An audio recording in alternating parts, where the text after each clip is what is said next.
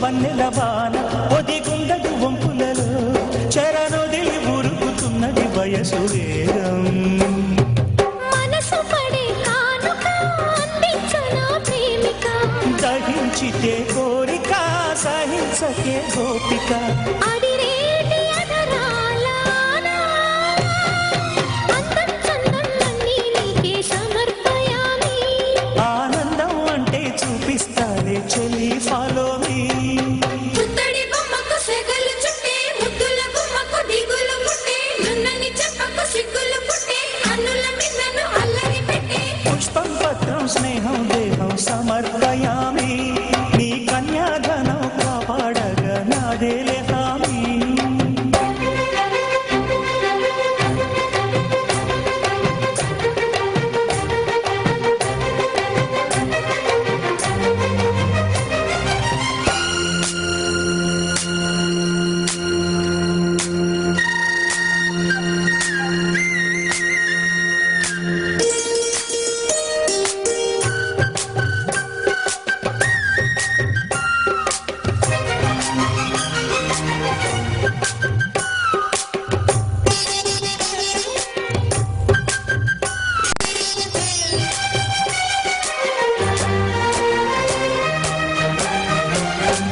నులివెచ్చని ముచ్చటలో తొలి ముద్దులు పుచ్చుకొని సరిహద్దులు దాటలే ఒంటరి కిన్నెర సాని నును మెత్తని సోయగమంత సరికొత్తగా విచ్చుకొని ఎదురొచ్చిన కాముని సేవకు అంకితమవని అవి ఇవి ఇమ్మని అదే పనిలో వేడం ఇహపరం నువ్వని పదే పదే పాడని తెరచాటు వివరాలు అన్నీ దేహం దేహం తాకే వేళ సంతర్పయామి సందేహం మోహం తీరే వేళ సంతోషయామి పుత్తడి బొమ్మకు సెగలు చుట్టే ముద్దుల గుమ్మకు దిగులు పుట్టే అన్నిటి స్నానాలు చేసే వేళలో నున్నని చెప్పకు సిగ్గులు పుట్టే అల్లుల పిల్లను అల్లరి పెట్టే కనరాని బాణాలు తాకే వేళలో చెయ్యతున్నావు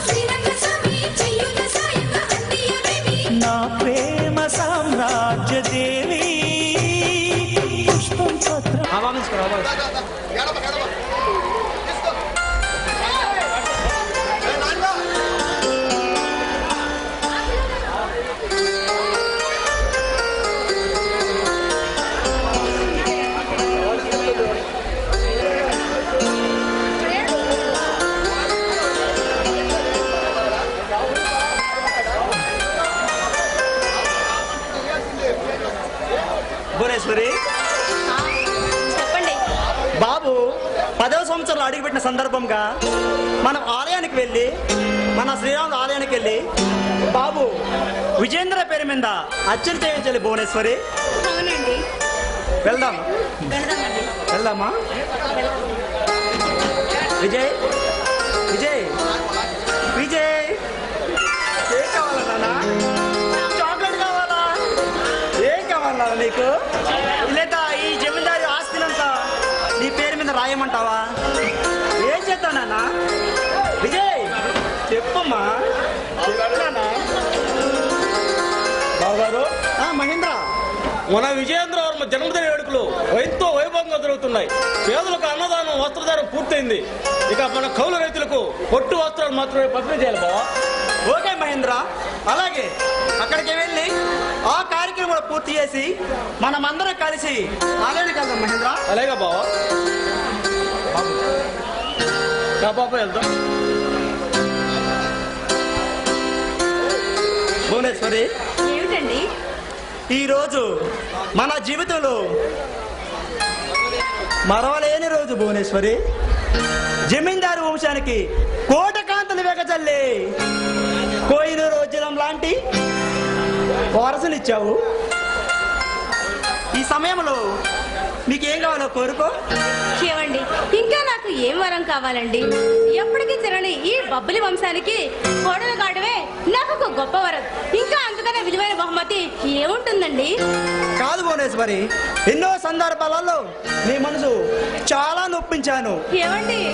అవును భువనేశ్వరి, ఈ చుట్టుపక్కల గ్రామాల పేద ప్రజలు మంచి చెడు చూసుకుంటూ నిన్ను అసలు పట్టించుకోలేదు. అలా అని ఎవరన్నారండి? ఈ విజయనగర ప్రజల గుండెల్లో వేరు నింపే ఆరాధ్య దైవం మీరు. మీలాంటి దానకరుడికి దాసునైనా నా జన్మ ధన్యమే అవుతుందండి.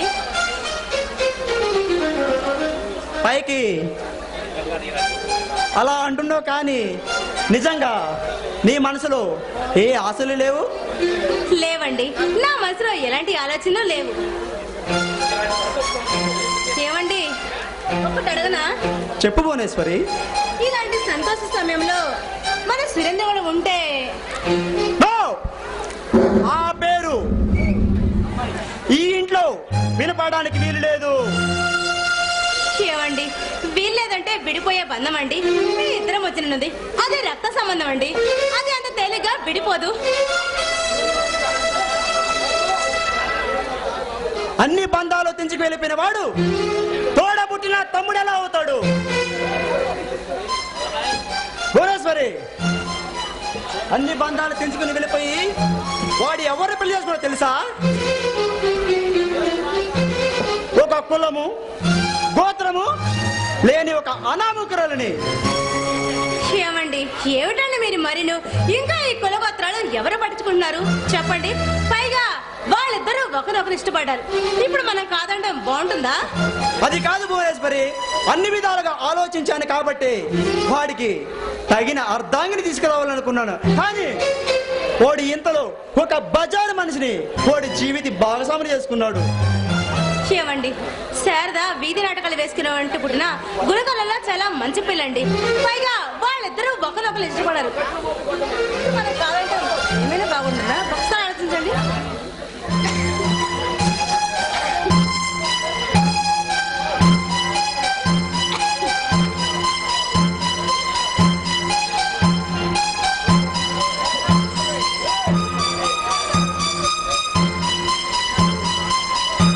భువనేశ్వరి, నువ్వు చెప్పినట్టే అన్ని ఆలోచించాను. నిజంగా వాళ్ళ పవిత్రమైన ప్రేమని అర్థం చేసుకోలేకపోయాను. ఎప్పుడు పరువు ప్రతిష్ట అంటూ ఆలోచించేనే కానీ వాళ్ళ పవిత్రమైన ప్రేమని అర్థం చేసుకోలేకపోయాను. ఏమండి? భువనేశ్వరి, నా తమ్ముడు సురేంద్రవర్మని ఒక్కసారి చూడాలన్నది భువనేశ్వరి. నేను వెళితే నన్ను పలకరిస్తారంటావా? ఏమండి, ఎంత మాట అన్నారండి? సురేంద్ర ఏదో ఆవేశంలో ఇంట్లోంచి వెళ్ళిపోయారా గానీ మీ మీద ప్రేమ లేక కాదండి. మీరు వెళ్తే సురేంద్ర తప్పకుండా పలికిస్తారు. ఆయన ఉండండి, బాబు తీసుకురొస్తాను. ఇద్దరం కలిసే వెళదాం. ఓకే, సరే వెళ్దాం భువనేశ్వరి, నేను వస్తాను.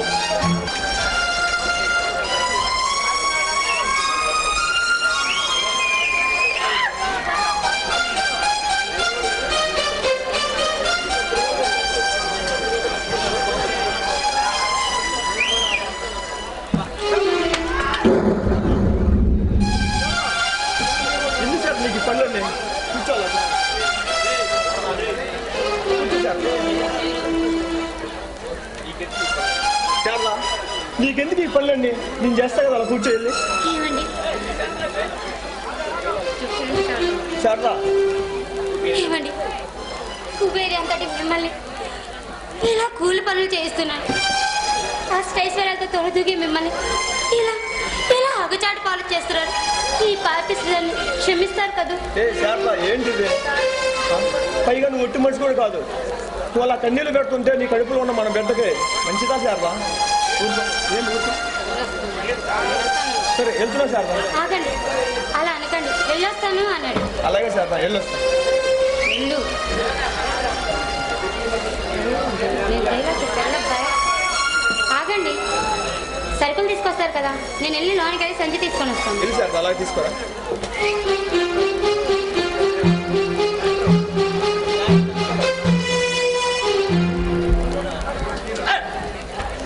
ఏమిటి సురేంద్ర, తండ్రిగా పోతున్నావట? కంగ్రాచులేషన్. థ్యాంక్స్ బావా. అన్నయ్య వదినమ్మ ఎలా ఉన్నారు బావా? ప్రస్తుతానికైతే బాగానే ఉన్నారు సురేంద్ర. ఇక ముందే పాపం కష్టాలు తప్పేటట్లు. బావా ఏం మాట్లాడుతున్నావు? ఉన్న మాట సురేంద్ర, ఇలా నువ్వు నీ అన్న వారసుల కొట్టు మీ వంశాన్ని అభివృద్ధి చేసుకొని నా నోట్లో మట్టి కొట్టాలని వస్తున్నారా? బావా ఏం మాట్లాడుతున్నావు అర్థమవుతుందా నీకు? సురేంద్ర, గత 10 సంవత్సరాలుగా మీకు మీ కుటుంబానికి కుక్కలా కాపలా కాస్తున్నాను. ఎందుకో తెలుసా? ఏ నాటికైనా ఈ కోట్ల ఆస్తి నా చేతికి రాకపోతుందా అన్న ఆశతోనేరా. అది ఆశ కాదురా, దురాశ. అయినా పైకి ఆప్తుల్లా కనిపిస్తున్న నీ కడుపులో ఇంతటి కుట్ర రాకుండా నమ్మహ ద్రోహి. ఇచ్చేవాడ నమ్మకపోతే ద్రోహం ఎలా చేయగలం? రేయ్ సురేంద్ర, మీ అన్నాదమ్ములిద్దరిని విడదీసి మీ ఇద్దరి మధ్య పెద్ద అగాధాన్ని సృష్టించింది ఎవరో తెలుసా? నేనేరా. కూడా మా అన్న తమ్ముడు ఎడబాటికి సూత్రధారు నువ్వా? అయితే నిన్నంత తేలిక వదలరా రే. రేయ్ సురేంద్ర, పాముకు పడగలనే విషయం ఉంటుందిరా, కానీ ఈ మహేంద్రకు నిలువెల్ల కాల కూడా విషమేరా. సురేంద్ర, రచ్చగొట్టావా చచ్చిపోతావు. ఒరే పిరికి పందా, నమ్మించి వెన్నుపోటు పోసి నీలాంటి నైవుంచుకుల్ని ప్రాణాలతో వదలరా రే. రేయ్ సురేంద్ర, ఏ ఆస్తి ఔశ్వర్యాల కోసం ఎన్నాళ్ళు మీ దగ్గర వ్యక్తి సేకరి చేసి నానా గడ్డి తిన్నానో, ఆ ఆస్తి కోసం ఈనాడు నాకు ఎదురు తిరిగారో నీ అన్న అమ్మలిద్దరిని నిలువున నరుకుతా. రే అంతవరకు నువ్వు ప్రాణంతో బతుకుంటే కదరా. ఒరే రే, అనాథలు వచ్చి మా ఆధారం కోరి చిన్న ఇంటికే కన్న వేసావు కదరా. రామలక్ష్మి లాంటి మా అన్నదమ్ముల మధ్య చిచ్చు రేపావు. ఆ చిచ్చు నీ వెచ్చటే రక్తంతో నరుకుతాను రా. పన్నింటే మా కుటుంబం 2 చీల్చిన నీ పంచ ప్రాణాలను ఆ పంచభూతాలను కలుపుతాను రా. పిచ్చివాడ, పని కట్టుకొని వచ్చింది నీ చేతుల్లో నీ చావటానికి కాదురా, నిన్ను సరాసరి కాటికి పంపడానికి. అయితే ముందుకు రారా రే. ఈ బొబ్బులి గడ్డపై శత్రువుల శవాలపై రుద్రతాండం చేసిన ఆ తాండ్రా పాదల రోజులు వెచ్చని శ్వాస అనువనువున జీర్ణించకుండా వేరే బొబ్బులేరా. ఈ సురేంద్ర వర్మ ఈ రోజు నీ నీచ చరిత్రకు శర్మ గీతం పలుకుతాండ.